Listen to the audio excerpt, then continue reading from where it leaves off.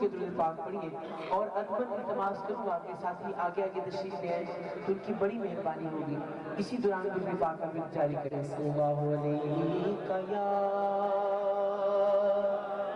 رسول اللہ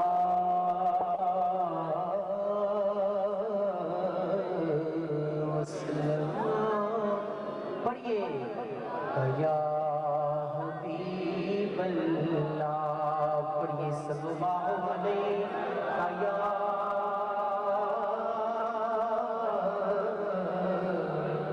رسول اللہ وسلم علیہ یا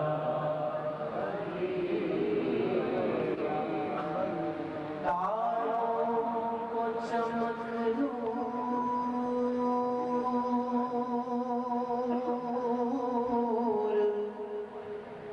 نگینے سے بھی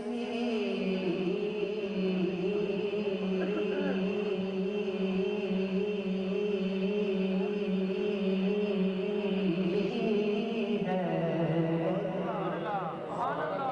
پھولوں کو مہک ان کے پسینے سے ملی ہے. فیضان ہمارے لیے سب کچھ ہے مدینہ. ہم کو ہر چیز مدینے سے ملی ہے.